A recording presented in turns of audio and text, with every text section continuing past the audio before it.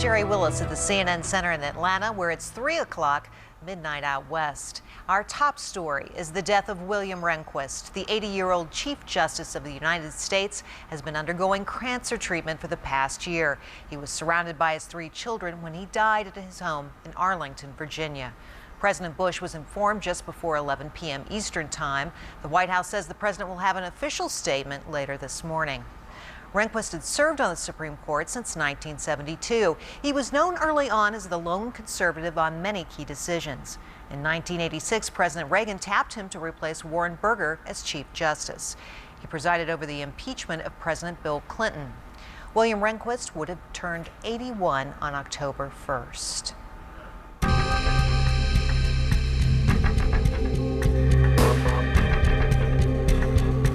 Our other top story is the state of emergency following Hurricane Katrina.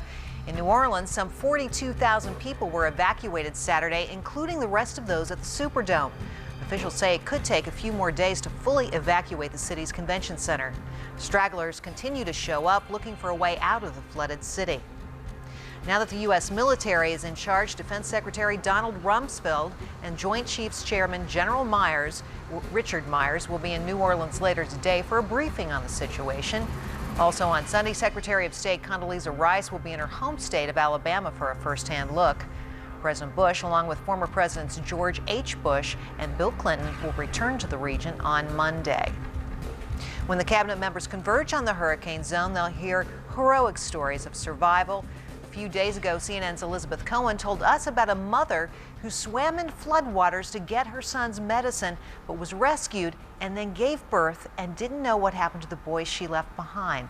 Elizabeth now has this update to share. Before Rosina Jefferson gave birth to baby Keith, she'd been through quite an ordeal. She jumped out of a window and swam for 30 minutes in the putrid New Orleans water while having contractions. She was rescued by the Coast Guard and brought to safety in Baton Rouge, where she gave birth Wednesday.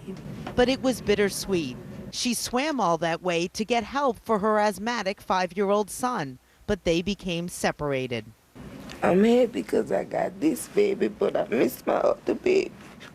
Then, a friend saw our story on CNN and knew that her older son, Ashton, was safe with her fiancé at the Astrodome in Houston.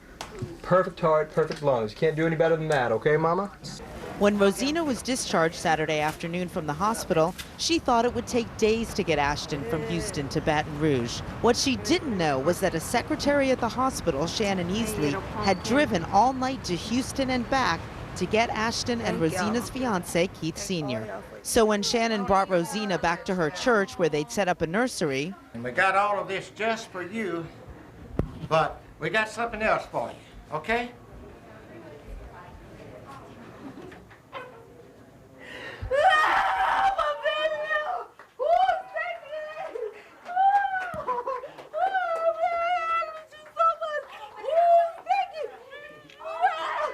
finally, mother, father, baby, and big brother reunited. Elizabeth Cohen, CNN, Baton Rouge. One amazing story. We'll have another check of the headlines at the bottom of the hour. Carol Lynn now has much more on our top story, the death of Chief Justice William Rehnquist. This is CNN Breaking News. Good evening, I'm Carol Lynn at the CNN Center, and we have learned that the Chief Justice of the U.S. Supreme Court, William Rehnquist, has died at the age of 80 from complications from thyroid cancer. He died at his home in Arlington, Virginia, surrounded by his 3 children. He had been undergoing chemotherapy and radiation for his thyroid cancer, but had continued to work just until about a few weeks ago, according to our Supreme Court producer, Bill Mears. William Rehnquist, considered to be one of the more conservative members of this court, has left a legacy indeed. Our CNN's Bruce Morton on the life and times of William Rehnquist. Will you raise your right hand, Mr. President, and repeat after me? That was the last time most of us saw him, swearing in the president for the 5th time. But he'd had a long journey before that. When he was little, not this little, but in grade school, a teacher asked what he planned to do with his life. "I'm going to change the government," William Hubbs Rehnquist said. And in 33 years on the Supreme Court, he probably has. Served in the Army Air Corps in World War II, then went to Stanford and Stanford Law. He was first in his class. Sandra Day, who'd marry an O'Connor and join him on the court, they're good friends, was third. An assistant attorney general in the Nixon administration in 1971. But a Supreme? John Dean, Nixon's White House counsel, says the job was first offered to Tennessee Senator Howard Baker. And had disappeared. And he was literally dithering away, and no one knew what Baker wanted to do. And while Baker was dithering, Nixon fell in love with Bill Rehnquist. Nixon thought he looked geeky, polyester suits, desert boots, and truly serious sideburns. See? But Nixon knew he was smart, too. Nixon tells him, well, I hope you won't be, be just as independent as you should be, and be as mean as they all told me you were.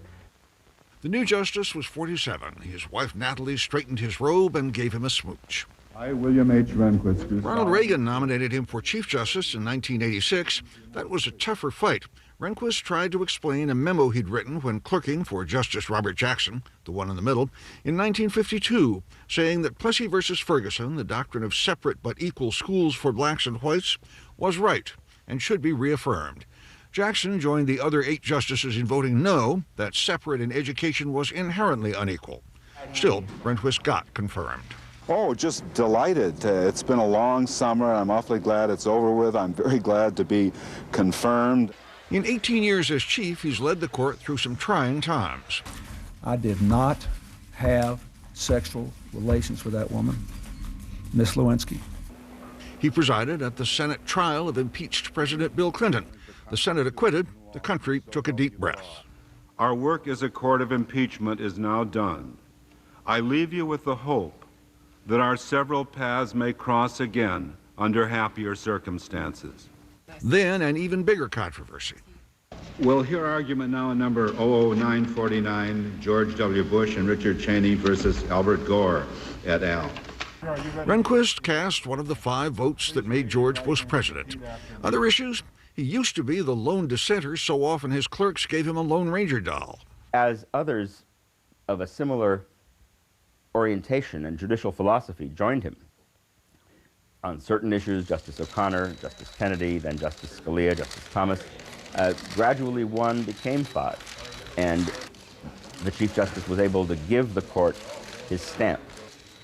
That's partly, those who knew him say, because he was very good at the organizational side of the job, and his colleagues liked him. They've all been with him, and they've seen how it operates. And I think that part of his legacy is the court is now settled into a time of collegiality. They might disagree, but not bitterly. They're still friends. That's part of his legacy. He has made the court a group of 9 friends. Don't get in my way. He had injuries, a bad back, a fall that strained a leg, then cancer. Not so many walks around the court grounds. He had tragedy. His wife, Natalie, this is at their Arlington home where he still lived, died in 1991. His kids are grown. The court, these last few years, was pretty much his life. Bruce Morton, CNN, Washington. Once again, Chief Justice William Rehnquist has died. The Associated Press is quoting a court spokeswoman who said that the Chief Justice died Saturday evening at his home in suburban Virginia. With me on the telephone right now is CNN's senior legal analyst, Jeffrey Toobin. Jeffrey?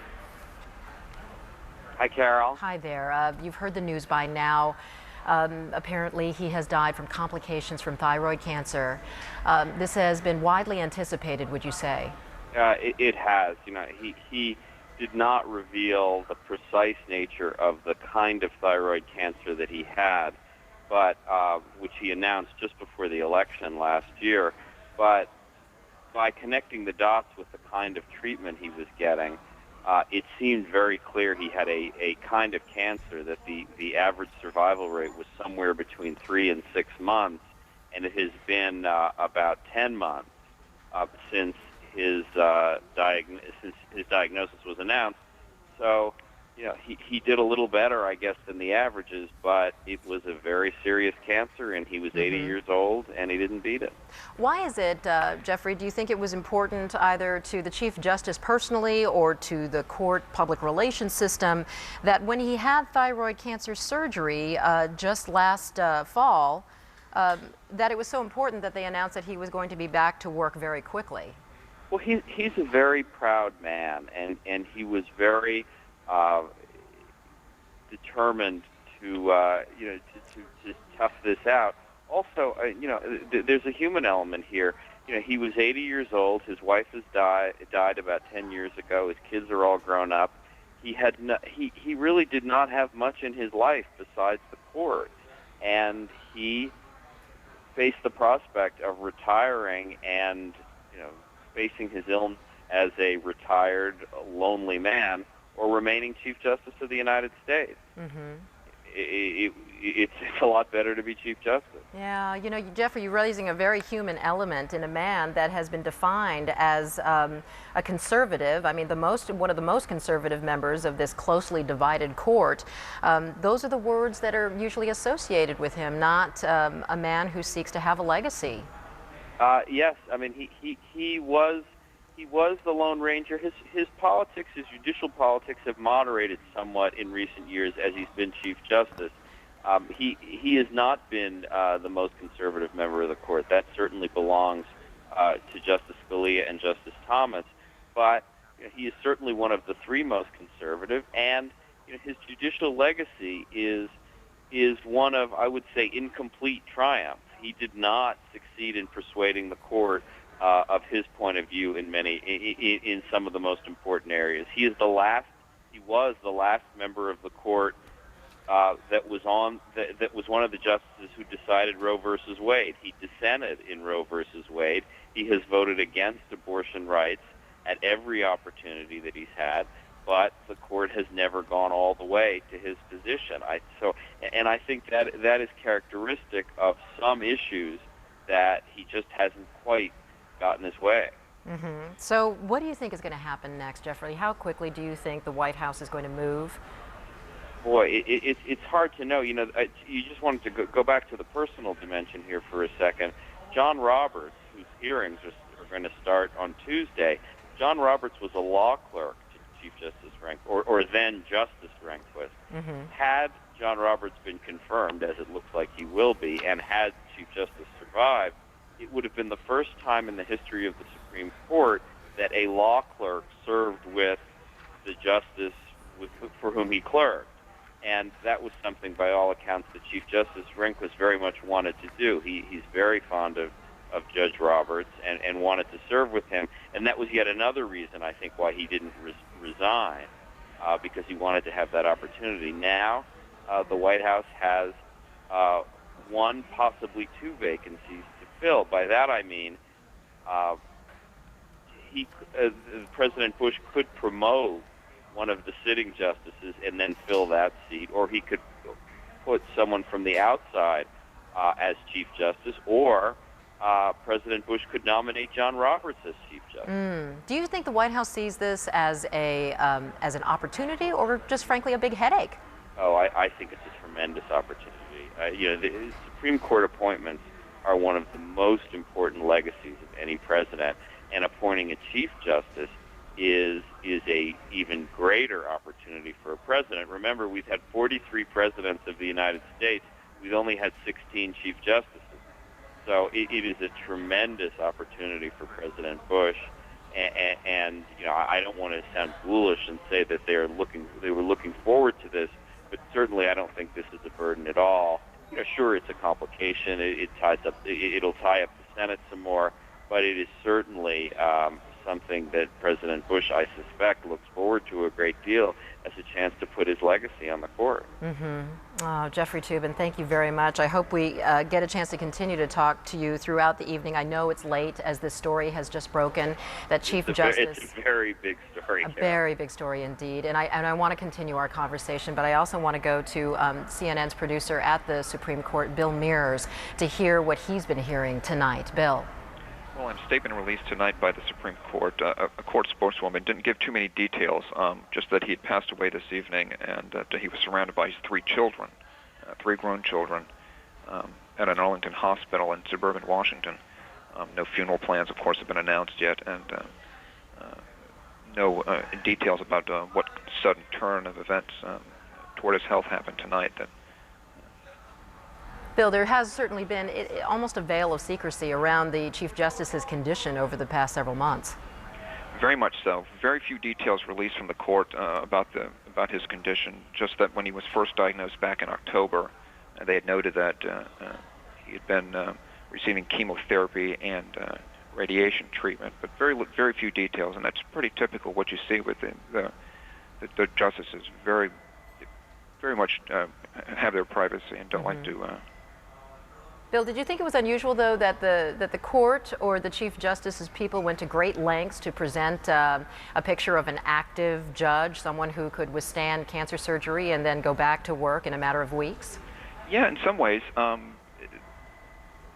We know that the justice was actually working in his office up until a few weeks ago, going to work every day, while we were told, I was told, receiving outpatient chemotherapy, but this is a Chief Justice, like Jeffrey said, loves his job and continued to work up until the very end. How did he appear to you? I saw him recently, probably several weeks ago. Pretty much he looks like he had, over the past several months, he looked frail. He had a hard time walking, but he's had back problems for years, so that's always been a problem for him to walk, but he's been using a wheelchair. But he did look frail. When you work at the Supreme Court, Bill, do you get a chance to, get a sense of the justices' personalities? I mean, what was this man like? We've seen some videotape of him. He was in an ordinary suit, making some kind of public appearance at a microphone, and he appeared to be laughing and joking, and it's just not the image that I had of this man. Most of the reporters who cover the court don't get to see very much of the justices on a daily basis. They're up on the second floor that's closed to the public and to the press, and they pretty much keep to themselves. I've met him on several occasions, and I found him to be personally a very nice man, very warm, very funny. But the demeanor he gives on the court when you see him in court arguments is that of a very stern taskmaster. Intimidating in some ways to some of the lawyers who argue before him. All right, Bill, thank you very much for confirming the news to us out of the Supreme Court. Joining me now on the telephone is John King, our senior national correspondent and former senior White House correspondent. John, your reaction to the news? Well, Carol, we're in touch with senior administration officials tonight, and they obviously now have official confirmation that the Chief Justice, William Rehnquist, has passed. And I think first and foremost, whether you agreed or disagreed with his legal rulings, it is a moment to pause and reflect on a remarkable career. This was a very proud, stubborn man. I remember around the Bush inaugural in 2001, there were all these questions about the Chief Justice's health, and could he be there to administer the oath of office? And he was determined to be there. And he made special arrangements so that he could come out. He was worried about the weather. He was worried about the cold. How long could he be out there? How long did he have to be out there? He made all these special arrangements with the White House so that he could be there to give the oath of office to the president because he was such a proud, some would say, very stubborn man. Now, of course, as you were discussing with Jeff Toobin, the challenge for the president, as the Roberts confirmation hearings are poised to begin, the president now needs to make another pick, and he needs to pick a Chief Justice of the United States, along with, obviously, his choice to be Associate Justice, John Roberts, to go forward. And the president faces a very difficult decision. As Jeff was discussing, this choice will not necessarily tilt the balance of the court, in that Rehnquist was a hardcore conservative, a solid conservative, and Mr. Bush is likely to pick another conservative to replace him. But does he elevate somebody on the court to be his choice for Chief Justice and then have another vacancy? He could conceivably say Mr. Roberts is his choice. Many would view that as unlikely because Mr. Roberts, of course, has not sat on the Supreme Court bench as yet. And you see the gearing up of the interest groups for the Roberts confirmation hearings, a battle over him and his credentials, but also, of course, a battle over issues like abortion, like gay rights and other issues. You have Washington about to turn into a very pointed battle. Everyone expects John Roberts to be confirmed to the Supreme Court, but now you will have everybody retrenching, reassessing their strategies, and obviously the country will pay tribute to the remarkable career of this Chief Justice. But just behind it, Carol, will come a very intense first political process for the president, and then another political battle. And how do you expect that battle might shape up, John? Well, the president obviously has gone through his list, and he made his pick, and he knew who he had second or third in his rankings. And when he made that pick, of course, when they were gearing up, they thought it would be the Chief Justice who would step aside. And they were quite surprised, actually, at the White House when it was Sandra Day O'Connor and not the Chief Justice. At that point, they believed that the Chief Justice was determined to stay on as long as his health would support him. Obviously, tonight, the sad news, the Chief Justice has passed. The president obviously has been through the intense process. One would assume he has a pretty good sense of who he wants on the court. They have to assess the politics. They have to assess what they've learned since they've appointed Judge John Roberts to the Associate Justice spot. So obviously they will take some time. And of course, the first White House priority will be to pay tribute and reflect on Chief Justice Rehnquist's career. But make no mistake about it, as Jeff noted, this is about the Chief Justice of the United States. If the president sticks to his process so far, which is to pick somebody young, someone who could be on the court for 25, 30 years, you can be sure not only are conservatives going to watch closely what this president does, again thinking perhaps that Roe v. Wade, if not with this pick, could ultimately be in the balance. Other conservative interest group pressure on the president, and certainly the other side as well. Carol, it is hard to say this at the moment because you want to stop and pay tribute to this remarkable career, but there is an enormous political battle and enormous political stakes for this president. No, I understand, and I feel torn here, sitting here in the anchor chair, wanting to talk about this man's life, but also knowing what is at stake for this country and the makeup of the Supreme Court and so many important decisions that lie in the balance. One of the things that Jeff Toobin was mentioning, the determination of this Chief Justice to forge forward past his cancer, to say that he would be back at work in a matter of weeks after some serious surgery was done, was that the Chief Justice had a sense that his was an incomplete triumph in his career, that he had so much unfinished business left to do. Well, if you go back to the Reagan days, when he became Chief Justice, he obviously was put on the bench by President Nixon, but if you go back to the Reagan days when he became Chief Justice, certainly the justices themselves try to remove themselves from the day-to-day political arguments. But conservatives at that point thought that they were at a tipping point, that they would see the federal courts, including the Supreme Court, shift in their favor, and that they believed from Franklin Roosevelt on through the 60s and the 70s and the 80s, the courts had taken a liberal path. And conservatives certainly thought, with the elevation of this man to Chief Justice and with other Reagan appointees and then the first Bush administration appointees, that they had a chance to turn what conservatives believed was a wrong tide, if you will, a wrong turn in the federal court system. That never happened. Now under this conservative president, they believe they have another chance to do that. So certainly Chief Justice Rehnquist could well have been motivated by a desire to finish his career in his element, if you will, surrounded by more and more conservatives. And he also was a very proud man, and he loved his job, and he certainly is a remarkable example to anyone fighting tough health issues the way he battled back. And it is a sad evening tonight for the country, Carol, and it is very tough to talk about politics at this moment, but not only because he was on the Supreme Court, because he was the Chief Justice, and you see him on the air with his trademark stripes on his robe, presiding over the impeachment hearings, I believe, as we're seeing him on the air right now, another remarkable part of this man's legacy. It is both a difficult night, a sad night for the country, and the beginning of what will be an extraordinary, first a search, and then a political fight. John King, thank you so very much. John King, our senior national correspondent. John King mentioning the pictures that we were seeing there of the Chief Justice as he presided over President Clinton's impeachment trial back in 1999. And then just in 2000, he wrote the concurring opinion in Bush versus Gore. And just in 2004, turning 80, only the second justice to do so in the history of the U.S. Supreme Court. Joining me now on the telephone right now is John Dean. He is a former Nixon White House counsel. Mr. Dean, some of your thoughts tonight and your reactions to the passing of the Chief Justice. Well, of course, I was one of those that was right there when Rehnquist was selected. I had worked with Bill Rehnquist at the Justice Department. We both went in there about the same time, at the start of the Nixon administration. And then I had worked with him when he was the head of the Office of Legal Counsel and I was White House counsel. And as the historical record looks from the Nixon tapes, I'm the one who suggested to the president that Rehnquist was the man he wanted on the court. So it's obviously very disappointing and shocking to hear of his death. He truly, obviously thought he was in good health and good mind, or he would not have returned to the court. He respected the court too much to merely just go back to the job. I was told some months ago that one of his former colleagues who had left the court in good health, Byron White, had come up and given the chief and a number of people sort of a heads up that he'd made a mistake by leaving before he was really in bad health, and had advised them all to stay as long as they could. And I probably was good advice, because those who leave the court seem to have a very short run after that. So I think he was really thinking he would involve himself in his work.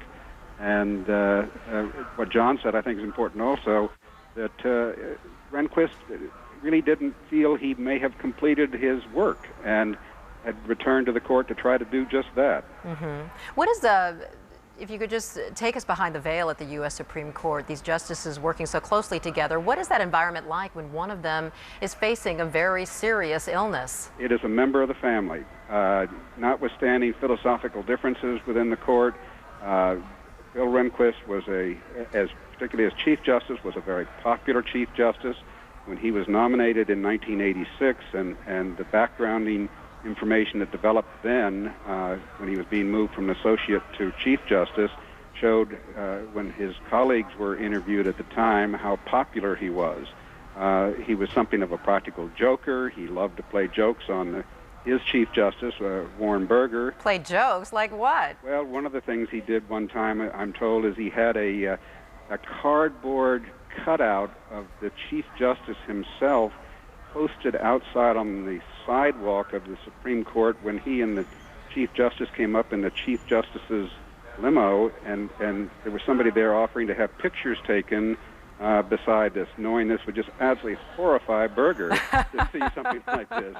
And this was apparently his M.O. He would regularly, he had a very droll sense of humor, and he was a very extremely intelligent man, and he, as I say, was deeply respected by his colleagues because he was a pleasure to work with. He knew, in fact, one of the reasons that Nixon selected him when he was looking around for a true conservative and couldn't really find one is that we all knew that Rehnquist was a conservative and probably had been from the day he'd left Stanford in law school, and probably hadn't changed his views very much from that time forward. Now, I'm not one who happens to agree with all of his views and have expressed some disappointment in his role as Chief Justice, but this isn't the night to remember that. No. John Dean, thank you very much. John Dean, former Nixon White House counsel, for sharing your personal memories of Chief Justice William Rehnquist, who died tonight at the age of 80.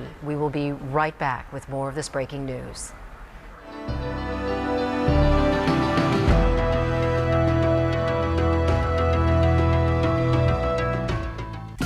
This summer, go to Priceline.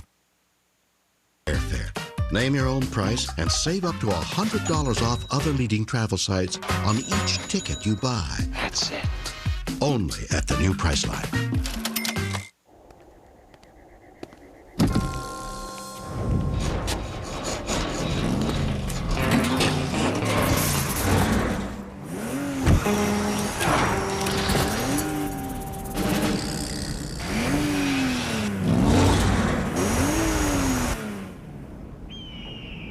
There's a new synthetic in town, Pennzoil Platinum.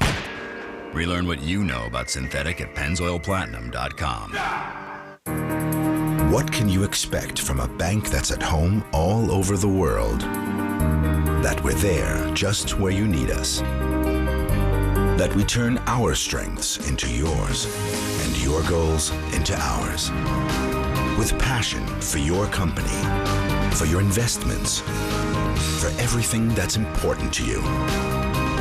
Expect the better solution. Deutsche Bank, a passion to perform.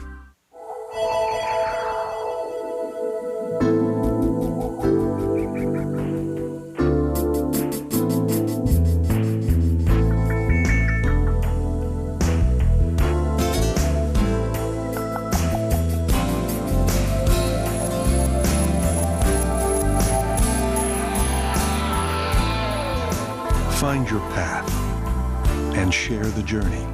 The people of the United Methodist Church.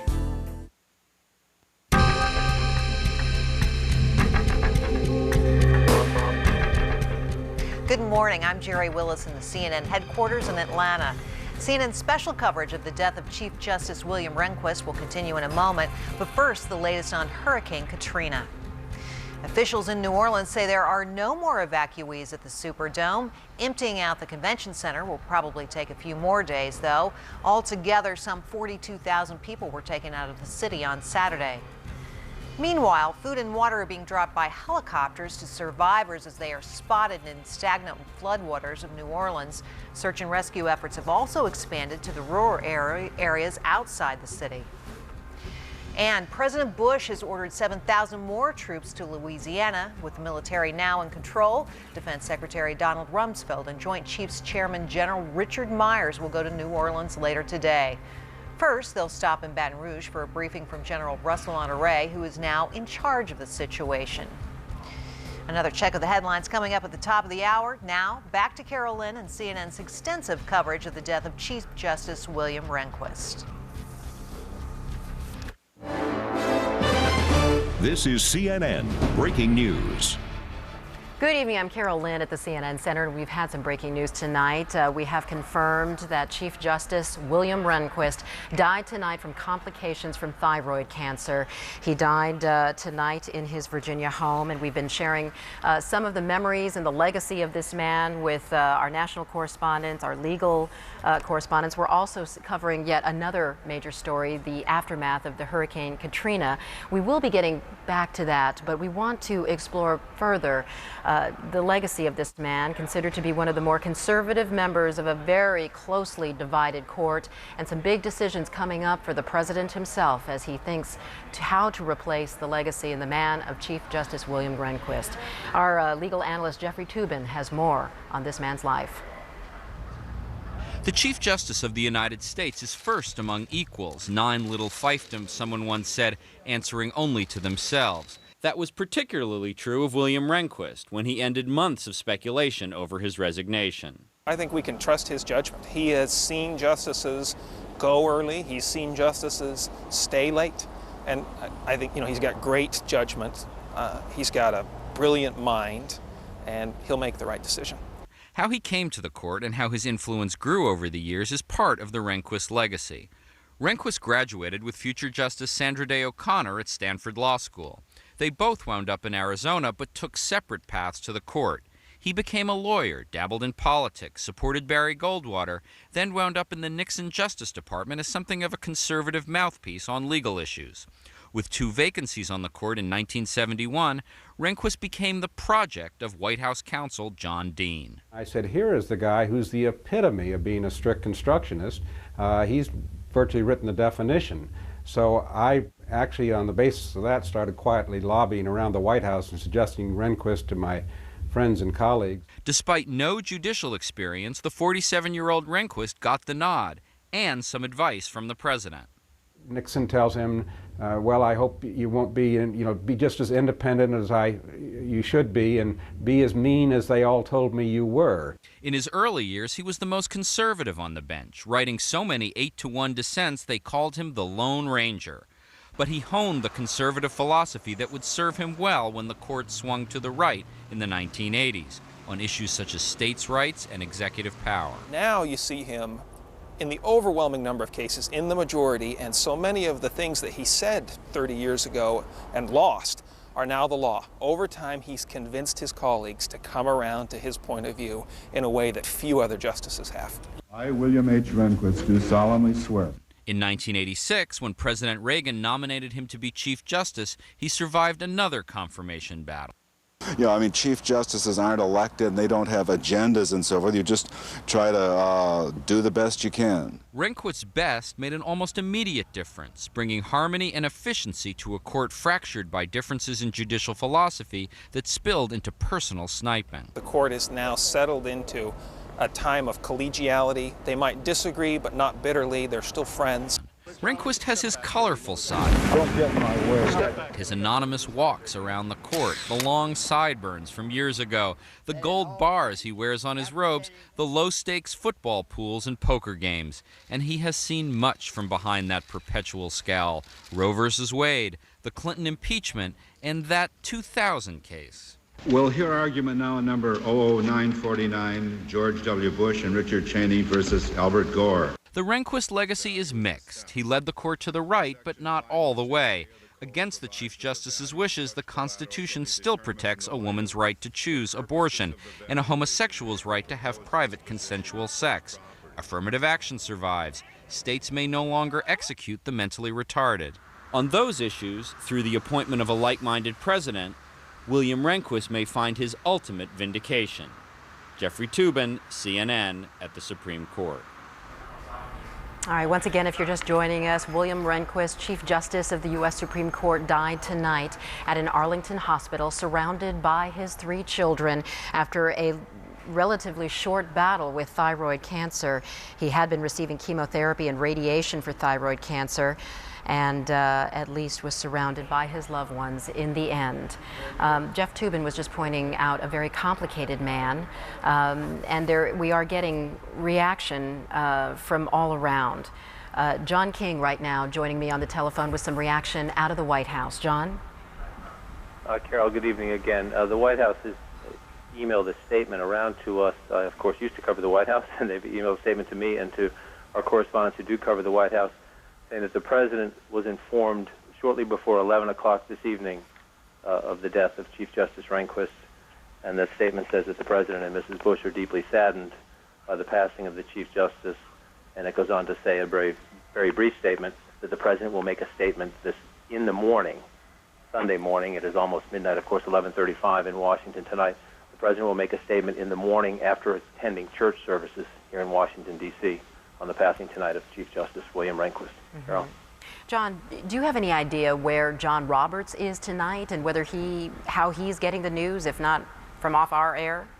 Well, he certainly has a White House confirmation team working with him, Carol. We believe he's here in town. He could possibly be away for the Labor Day weekend. As Bill Mears was noting earlier, the justices don't tell us much about their private lives. We do know that Judge John Roberts of the D.C. Circuit Court of Appeals has been going through a rather intense preparation process for his confirmation hearings, which are to begin Tuesday in the Senate.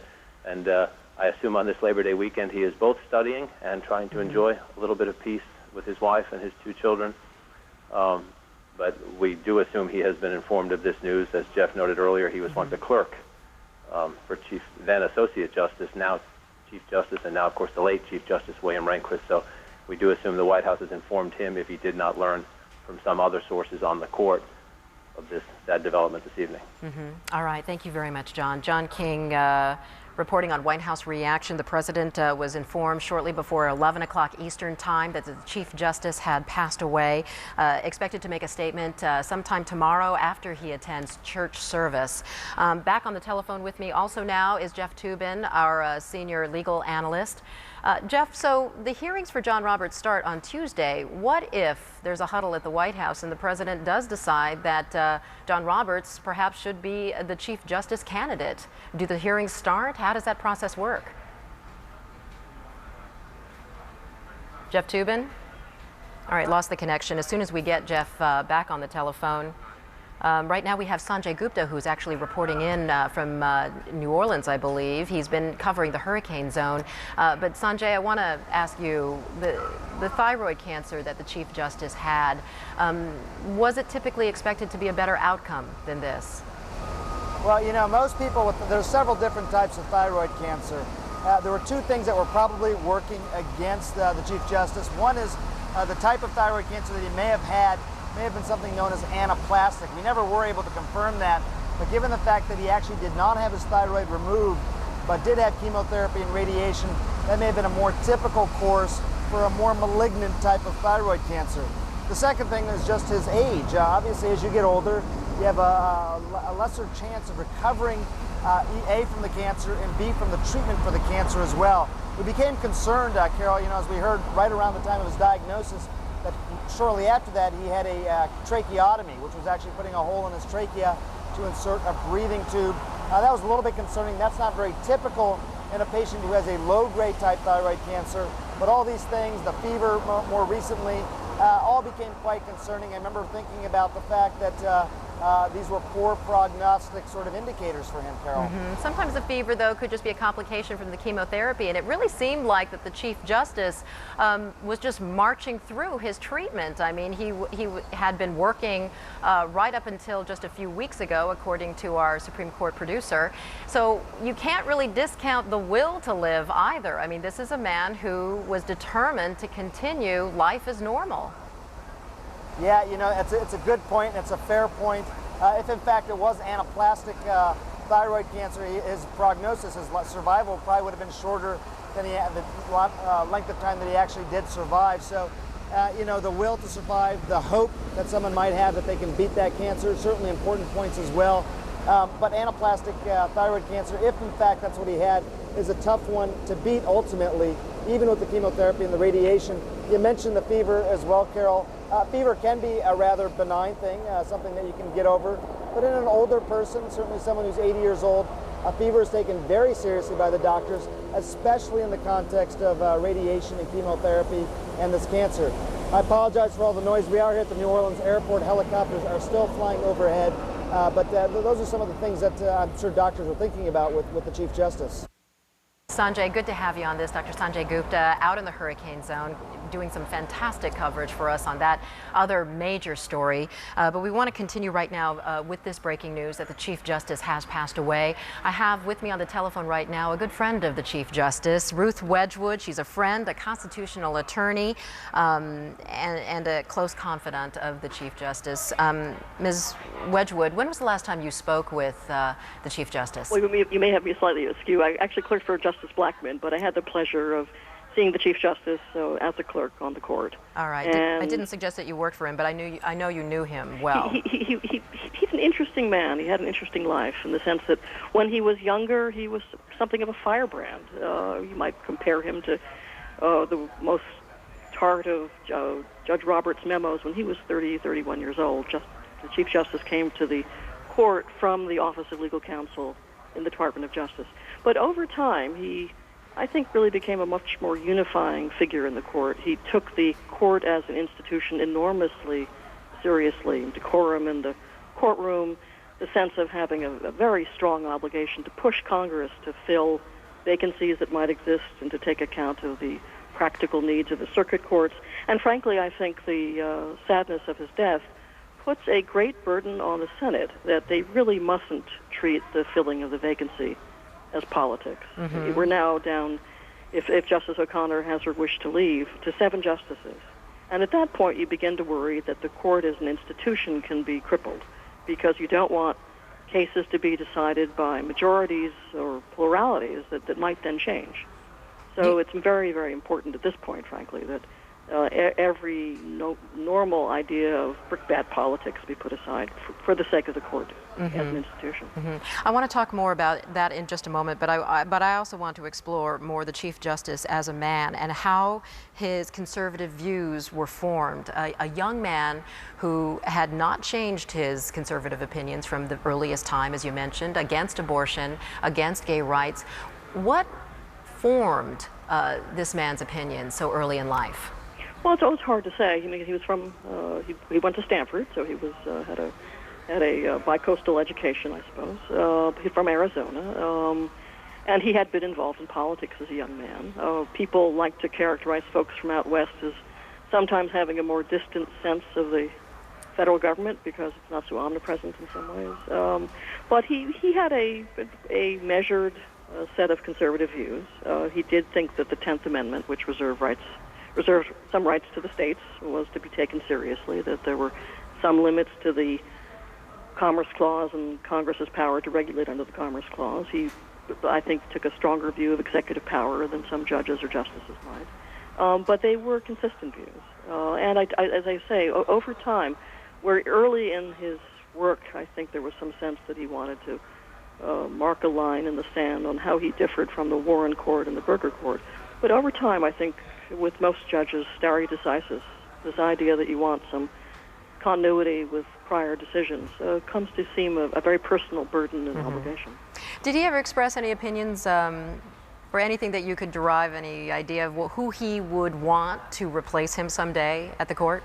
I can't speak to that other than to say that most judges feel very fondly toward their law clerks, and I had the pleasure of clerking for Judge Friendly, as did John Roberts, and certainly he loved all his law clerks. And the justice, too, had very, very personal relationships with his law clerks. So is that to say that you think he might approve John Roberts as a choice to be certainly. Chief Justice? Well, Ruth Wedgwood? I think we've lost the connection, but we also have Bob Franken, who's a Supreme Court correspondent for us here at CNN, on the telephone. Bob, the reaction that you're getting to the news. Well, everybody is startled. To say that everybody is surprised exaggerates it a little bit. His health had been precarious for quite some time, and there was always a concern it was going to happen. But it comes at such a bad time.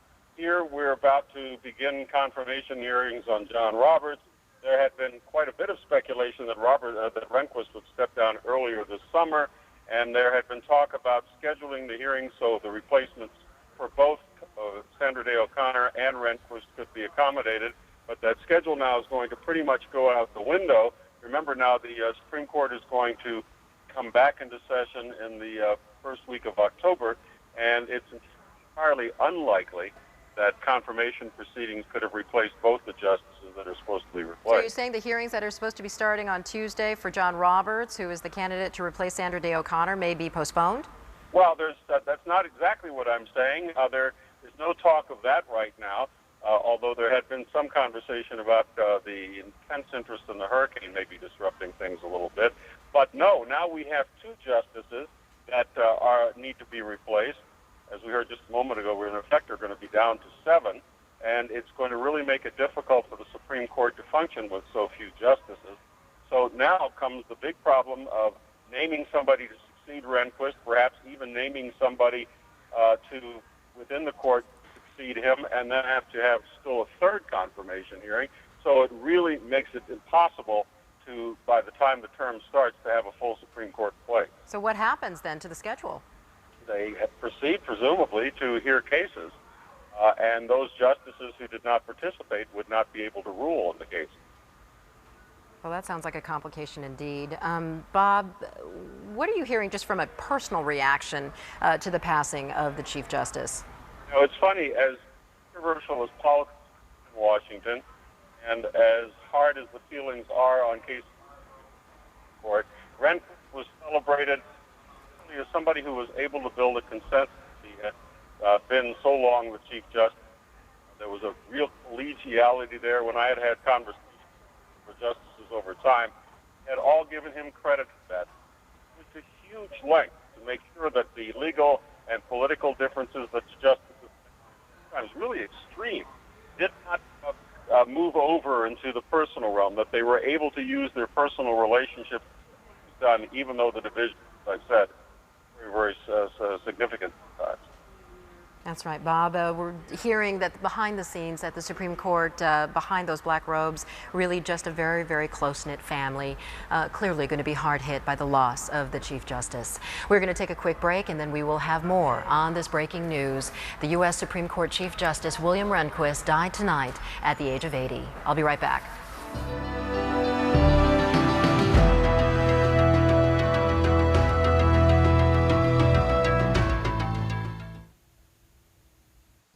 If you're significantly overweight, you've probably seen this commercial.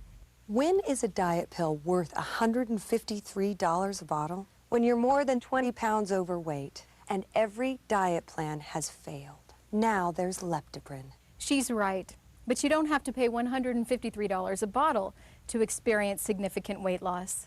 Generics Labs has obtained the exclusive rights to manufacture Leptopril, the same powerful Leptoprin SD formula, the same strength, the same amazing weight loss, but for less than half the price.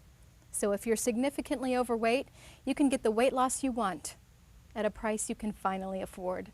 Leptopril from Generics Labs.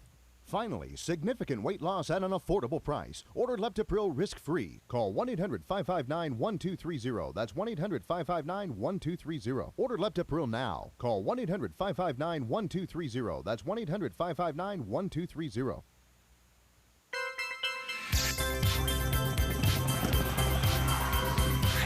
DirecTV is leading the way with more programming choices than anyone else. And with so much to choose from, it's good to get any help you can. Introducing DirecTV Mixed Channels. 6 of the most popular sports, news, or kids shows, all on one screen, all in one place. Making your viewing easier. Just another example of DirecTV rethinking the way television should be.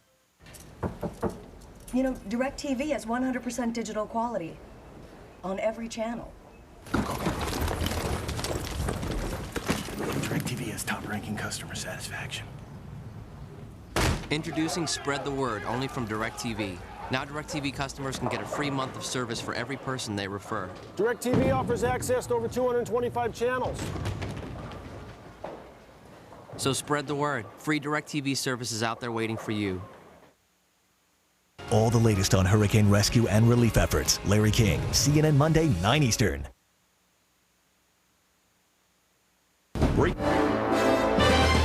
This is CNN Breaking News. Good evening, I'm Carol Lynn at the CNN Center. We have learned tonight, a short time ago, that Chief Justice William Rehnquist has died at the age of 80 from complications from thyroid cancer. He was surrounded by his 3 adult children. And this leaves 2 vacancies on the U.S. Supreme Court, as Sandra Day O'Connor has announced that she wants to retire. And hearings are about to start on Tuesday, perhaps, for John Roberts, the man who is slated to replace her. But CNN's Bruce Morton right now looks back on the life and the legacy of the Chief Justice who passed tonight. Will you raise your right hand, Mr. President, and repeat after me? That was the last time most of us saw him, swearing in a president for the 5th time. But he'd had a long journey before that. When he was little, not this little, but in grade school, a teacher asked what he planned to do with his life. "I'm going to change the government," William Hubbs Rehnquist said. And in 33 years on the Supreme Court, he probably has. Served in the Army Air Corps in World War II, then went to Stanford and Stanford Law. He was first in his class. Sandra Day, who'd marry an O'Connor and join him on the court, they're good friends, was third. An assistant attorney general in the Nixon administration in 1971. But a Supreme? John Dean, Nixon's White House counsel, says the job was first offered to Tennessee Senator Howard Baker. And had disappeared. And he was literally dithering away, and no one knew what Baker wanted to do. And while Baker was dithering, Nixon fell in love with Bill Rehnquist. Nixon thought he looked geeky, polyester suits, desert boots, and truly serious sideburns. See? But Nixon knew he was smart, too. Nixon tells him, well, I hope you won't be, be just as independent as you should be, and be as mean as they all told me you were. The new justice was 47. His wife, Natalie, straightened his robe and gave him a smooch. I, William H. Rehnquist. Ronald Reagan nominated him for Chief Justice in 1986. That was a tougher fight. Rehnquist tried to explain a memo he'd written when clerking for Justice Robert Jackson, the one in the middle, in 1952, saying that Plessy versus Ferguson, the doctrine of separate but equal schools for blacks and whites, was right and should be reaffirmed. Jackson joined the other 8 justices in voting no, that separate in education was inherently unequal. Still, Rehnquist got confirmed. Oh, just delighted. It's been a long summer. I'm awfully glad it's over with. I'm very glad to be confirmed. In 18 years as chief, he's led the court through some trying times. I did not have sexual relations with that woman, Miss Lewinsky. He presided at the Senate trial of impeached President Bill Clinton. The Senate acquitted. The country took a deep breath. Our work as a court of impeachment is now done. I leave you with the hope that our several paths may cross again under happier circumstances. Then an even bigger controversy. We'll hear argument now on number 00949, George W. Bush and Richard Cheney versus Albert Gore et al. Rehnquist cast one of the 5 votes that made George Bush president. Other issues? He used to be the lone dissenter, so often his clerks gave him a Lone Ranger doll. As others of a similar orientation and judicial philosophy joined him, on certain issues, Justice O'Connor, Justice Kennedy, then Justice Scalia, Justice Thomas, gradually 1 became 5, and the Chief Justice was able to give the court his stamp. That's partly, those who knew him say, because he was very good at the organizational side of the job, and his colleagues liked him. They've all been with him, and they've seen how it operates. And I think that part of his legacy is the court is now settled into a time of collegiality. They might disagree, but not bitterly. They're still friends. That's part of his legacy. He has made the court a group of 9 friends. Don't get in my way. He had injuries, a bad back, a fall that strained a leg, then cancer, not so many walks around the court grounds. He had tragedy. His wife, Natalie, this is at their Arlington home where he still lived, died in 1991. His kids are grown. The court, these last few years, was pretty much his life. Bruce Morton, CNN, Washington. In fact, our U.S. Supreme Court producer Bill Mears said that the Chief Justice had been going to work even throughout his cancer treatment just up until the last few weeks. On the telephone right now is Richard Thornburg, U.S. Attorney General under 2 presidents, obviously familiar with the legacy of the Chief Justice. Mr. Thornburg, I'm just wondering what your thoughts are. If the Chief Justice, William Rehnquist, offered stability to the court, what is the court without him now? Good evening, Carol. He had an enormous impact on the court. There's no question about that. He was largely unknown when he came from the Department of Justice to the court, and for many years was the lone conservative voice on that court, but shaped it to his own interest, and really the court became his court at the time of his death. He was a commanding presence in the courtroom. Those of us who were privileged to argue before him in the court knew that he took firm control of the proceedings, and he was very much in charge of the court, and that presence is something that will be lacking henceforth, and will be a real challenge for the court to kind of reassemble itself. And maybe for the generation that doesn't remember when he was nominated to the court by Ronald Reagan, but does remember when he presided over President Clinton's impeachment trial, or writing the definitive concurring opinion in Bush versus Gore when the election was held in the balance back in 2000. What do you think his greatest mark in history is going to be? I think the fact that he moved the court in the direction that his enormous intellect told him was sound for the country. He was a conservative. By the time he left the court was a great deal more conservative, a majority conservative court, as differentiated from the time that he came on the court 33 years ago. Anytime one person can have that kind of effect on an important institution like the Supreme Court, it's bound to be remembered, and I think that's probably his major legacy. Are you going to miss him? Certainly. He was a charming individual, among other things, and a dinner spent with the chief was one spent to great advantage. One to great advantage. John Dean told us that he was a real joker, actually. He had a marvelous sense of humor that belied his seeming austere appearance, and the way he was so notably in charge in the court. When you argued a case before him, you knew you had to be on your toes. He'll be sorely missed. He will indeed. Thank you very much. Richard Thornburg, former U.S. Attorney General, his memories of the Chief Justice who passed away tonight from complications of thyroid cancer. We are going to be bringing you much more on this breaking news story, but in case you're just joining us, Chief Justice William Rehnquist passed away tonight, surrounded by his 3 children. The Chief Justice passing away at the age of 80 after a brave fight with cancer. I'm Carol Lynn at the CNN Center. We wish you a good night, and please stay tuned for more news out of the hurricane zone as we continue our massive coverage of Katrina.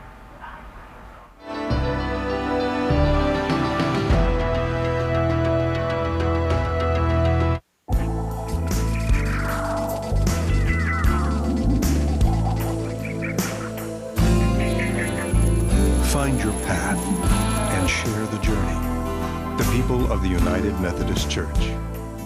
If you ran a drug company, what would you change? I would try to prevent disease, not just treat it. I would go after the really tough diseases. I'd make it so folks wouldn't have to choose between their groceries and their medicine. At Merck, we believe in the same things you do. Because 50 years ago, George Merck told us to put patients first by creating novel medicines and vaccines and getting them to the people who need them. I would try to see everything through the eyes of a patient. Merck, where patients come first. Due to our successful TV and radio campaigns, America's largest manufacturer of steel buildings is offering huge savings